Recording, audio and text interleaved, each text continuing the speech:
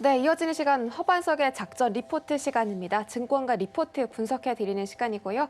IR 분석의 신 허반석 전문위원과 함께합니다. 안녕하세요. 네, 안녕하세요. 네, 반갑습니다. 이번 주 리오프닝 업종에 대해서 알아보고 있습니다. 쉽게 지금 이렇게 시작이 좀 힘들수록 앞으로 리오프닝에 대한 이 기대감과 희망을 품으면서 어떤 종목에 좀 투자할 만한지, 유망한 종목인지 오늘 또 한번 짚어보도록 하겠습니다. 종목 바로 만나보시죠.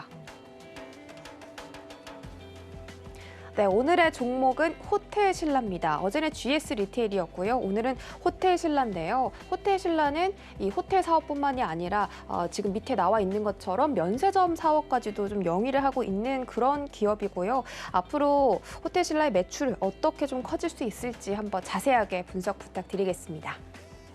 네, 전일 미 증시가 어려웠습니다. 오늘 국내 증시도 만만치 않을 거다라는 전망으로 아침 모멘텀 투자 레터를 좀 보내드렸는데요.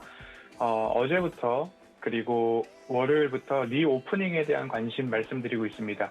그리고 백화점, 편의점, 면세점 이렇게 순서대로 좀 말씀을 드려보고 있는데요. 오늘은 호텔 신라에 대해서 말씀을 드릴 거고요. 호텔 신라는 9월 27일자 메리츠 증권 리포트, 8월 2일자 카카오페이 증권, 8월 2일 키움증권 이렇게 세 가지의 리포트를 중심으로 살펴보도록 하겠습니다. 호텔 신라는 지난 4월 작전 리포트에서 말씀을 드렸었습니다. 지난 4월 21일 수요일이었습니다. 4월 21일을 이렇게 차트를 내려놓고 말씀을 드리면 이 추세 하단에서 좀 보시자라는 말씀을 오늘도 드리고 그리고 4월 달에도 드렸듯이 동일하게 드릴 겁니다. 뭔가 이슈에 의해서 한 번 더 조정을 받았지만 결국엔 차트상 저위험 구간에서 숫자상 영업이익과 매출액이 증가하는 기업, 이 구간에서 결국엔 실적에 대한 부분들이 턴어라운드 되었다. 1분기부터 빠르게 흑자 전환될 것이다 라는 기대감과 함께 주가는 다시 우상향하는 자세를 잡았습니다. 그리고 나서 밤방송에서도 말씀드렸던 포트폴리오에서 목표가 10만 원에 대한 말씀을 드리면서 수익률 극대화 라인까지 잘 가지고 가신 분들은 10만 원까지도 충분히 수익을 거두셨다라는 말씀을 좀 드릴 수 있을 것 같습니다. 그러면 되돌림 자리에서는 되돌림이 나왔고 그리고 나서 수익률 극대화 라인까지 상승을 했다가 다시 한번 이 추세 하단부에서 자세를 잡아가고 있는 호텔 신라다라는 부분을 머릿속에 일단 넣어두시고 리포트를 또 살펴보도록 하겠습니다. 호텔 신라는 TR, 트래블 리테일이라고 하는 면세점 사업을 하고 있죠. 그리고 호텔과 레저 부문의 사업을 하고 있습니다. 면세점은 서울, 인천, 김포, 제주 및 해외 지역의 면세점이 있고요. 호텔과 레저 사업 부분은 서울과 제주에 신라 호텔이 있고 그리고 대표적으로 전국 각지에 신라 스테이를 영업하고 있습니다.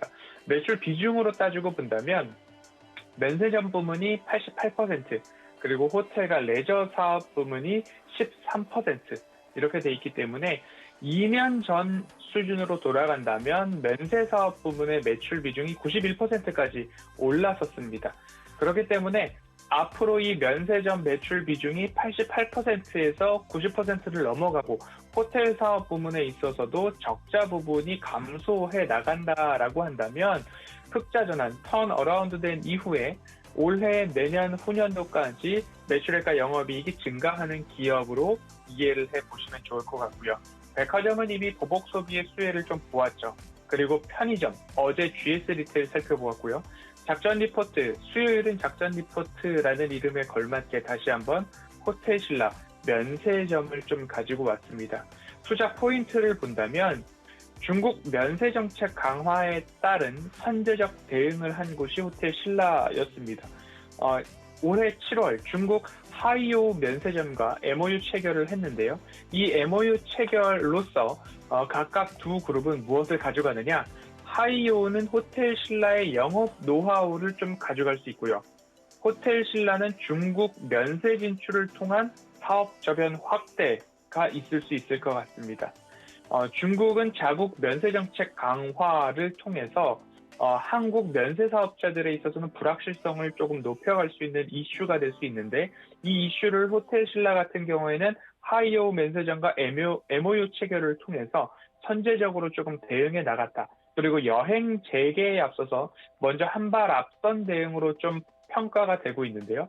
해외여행 출입국이 자유로워진다라고 해서 중국 수요가 바로 살아나느냐에 대한 부분이 관건으로 작용할 것 같습니다. 중국은 자국 내 산업 보호를 위해서 전통적인 명품 브랜드에 있어서도 일부 좀 줄여나가자 자국의 브랜드를 명품화시키자라는 이야기들이 나오면서 미중 갈등을 포함해서 나이키 불매 운동까지도 했던 곳이 중국이기 때문에 면세점도 자국 면세점을 좀 활용을 하자라는 이야기가 이어진다라고 한다면 자유로운 출입국이 재개된다고 했을 때 어디에서 수요가 나올지 그리고 이전만큼의 중국 수요가 이어질지에 대한 불확실성을 해소하기 위해서 호텔 신라는 먼저 선제적으로 좀 대응을 했다라고 이해를 해보시면 좋을 것 같고요.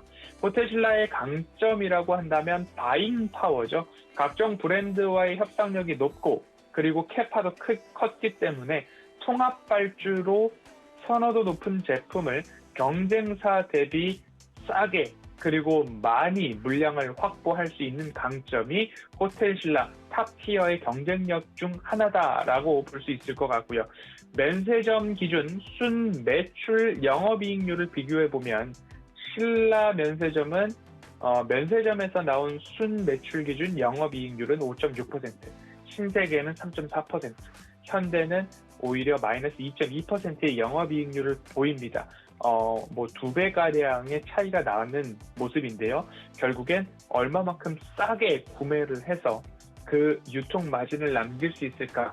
얼마만큼 싸고 많이 사올 수 있는가에 있어서는 호텔 신라의 강점 중에 강점이다라고 이해를 해볼 수 있을 것 같습니다.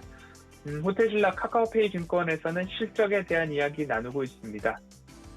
실적은 1분기 4월 20일 어간의 작전 리포트 다뤄드릴 때에도 4분기 만에 흑자 전환이라는 말씀을 드리면서 흑자 전환이 사실 2분기부터 이루어질 줄 알았으나 1분기부터 빠르게 턴어라운드 된다라는 이야기에 호텔 신라도 빠르게 조금 소개를 해드렸었습니다. 1분기는 매출액 7,200억 원, 영업이익 265억 원으로 흑자 전환을 했고 당시 컨센서스 추정치 상회 평가를 받았습니다. 한 발 빠르게 조금 말씀을 드려서 1차적으로 10만 원 목표가를 달성을 했었죠. 2분기 실적은 1분기, 2분기 연속 흑자 기조를 이어갔습니다. 2분기 기준으로 봤을 때 매출액은 9,534억 원, 전년 동기 대비 82%의 성장, 회복으로 좀 보면 좋을 것 같고요. 영업이익은 464억 원으로 여전히 흑자 전환 이어가고 있습니다. 1분기 영업이익이 265억 원, 2분기 영업이익이 464억 원. 그러면 3분기에는 과연 얼만큼의 흑자를 달성할 수 있을 거냐에 초점을 맞춰보시면 좋을 것 같고요. 이 흑자 기조는 이어갈 것이다 라는 전망이 우세합니다. 면세점으로 따로 조금 본다면 매출액은 8,465억 원, 전년 동기 대비 92%의 성장이고요. 영업이익도 471억 원으로 영업이익률은 5%까지 올라갔습니다. 호텔 신라의 21년도 연결 기준 총 영업이익이 464억 원이었고 면세점 부분의 영업이익이 471억 원이었다면 그 안에 10억 원 안쪽으로의 적자는 호텔 레저 부문에서 발생을 했겠죠. 호텔 레저 부문의 매출액은 전년 동기 대비 27% 증가한 1,069억 원, 영업이익은 적자 7억 원을 기록을 했습니다. 앞서서도 4월달 작전 리포트를 조금 복귀해 본다라고 한다면 서울과 제주 스테이, 신라 스테이 투숙률은 증가하고 있지만 손실폭이 빠르게 축소되고 있다라는 점에 방점을 찍어 보아야 할 것 같습니다. 대부분의 적자가 서울 신라호텔, 장충동에 있는 그 신라호텔에서 발생하고 있는 요인이었는데 이를 해소하기 위한 방법으로 ADR, 일평균 객실료는 낮추고 그리고 OCC, 객실 점유율은 높여가는 전략을 통해서 우리가 탑, 5성급, 6성급 우리나라에 내로나 하는 호텔 브랜드 중에 신라호텔 하면 우리는 가격을 낮출 수 없어 라는 그런 기조에서 1분기 턴어라운드를 만들 수 있었던 요인 중에 하나도 일평균 객실료는 낮추고 객실 점유율을 높임으로 인해서 적자폭을 줄여나가자라고 하는 이 전략이 바로 마저 떨어졌다라고 보시면 좋을 것 같습니다. 그러면 앞으로 2분기 이후 3분기, 4분기, 그리고 올해, 그리고 내년 후년도까지 실적은 어떠할까라고 본다면 21년도 실적은 3조 7,240억 원의 매출액, 전년 대비 16% 증가, 영업이익은 1,736억 원으로 흑자 전환 이어간다. 22년도 실적을 좀 프리뷰해 본다라고 하면요. 매출액은 5조 4,740억 원, 21년도 대비 25% 성장, 영업이익은 2,658억 원, 올해 전망되고 있는 것 대비 내년도는 53%의 성장, 23년도까지 가보면요. 매출액은 5조 4,740억 원으로 22년도 대비 16% 이상 성장, 영업이익은 3,346억 원으로 53% 성장이 예측되고 있는 22년도 대비 25% 추가 성장을 이루어 나간다라는 부분입니다. 그러면 제가 강조를 드리죠. 차트상 저위험 구간에서 그리고 매출액과 영업이익이 올해뿐만 아니라 내년 후년까지 성장하는 기업, 이렇게 매년 두 자릿수 이상 매출액과 영업이익이 성장한다라고 한다면 사실 시장의 조정에 따라서 단기적으로 이렇게 밑꼬리를 달고 내려간다라고 한다면 추세선을 하회한다 하더라도 오히려 매수 기회로 좀 판단해 볼 만한 때가 호텔 신라에는 오지 않았나라는 말씀을 좀 드리고 싶고요. 그리고 나서 끝으로 면세점 쪽으로 본다라고 한다면 시내 면세점이 1분기 대비 38% 2분기 증가를 했습니다. 직전 분기 대비 총 매출액으로 본다면 34% 증가를 했는데 이 부분이 따이공, 결국 보따리 장수들의, 보따리 소매업자들의 수요가 전반적으로 좋아지고 있고 고정비로 지출되는 임대료 부분도 일정 부분 해소가 되었기 때문에 호텔 신라의 흑자 기조는 이어갈 것이다 라는 말씀을 좀 드리고 싶습니다.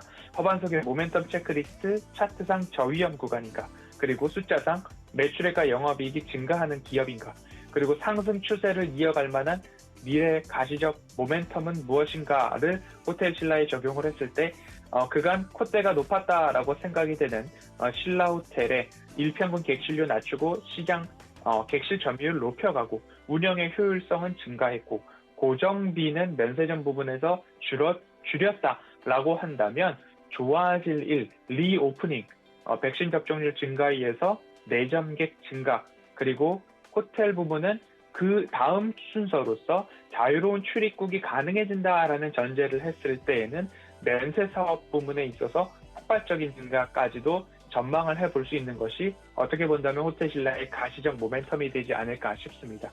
주가는 선행 지표이기 때문에 백화점은 이미 보복 소비로 인해서 좋은 흐름들이 이어졌죠. 그리고 편의점 앞으로 이어질 것이다. 면세점까지 오늘 좀 다뤄드렸는데요.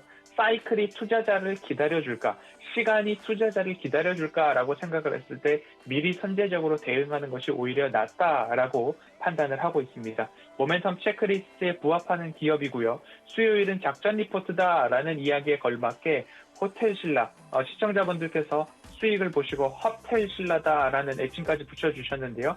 오늘 리포트 분석에도 마찬가지로 고개가 끄덕여지신다면 차트상 저위험 구간에서 관심을 가져보시는 게 어떨까라는 말씀을 드리고 싶고요. 이번 주는 리오프닝 섹터에서 관심 종목 이어가고 있습니다. GS 리테일, 호텔 신라 어제 오늘 살펴보았고요. 내일은 어떤 종목으로 인사를 드려야 할지 저도 오늘 하루 많은 리포트를 좀 보면서 시장 하락의 영향의 위험도가 적은 기업들 중심으로 좀 준비를 해보도록 하겠습니다.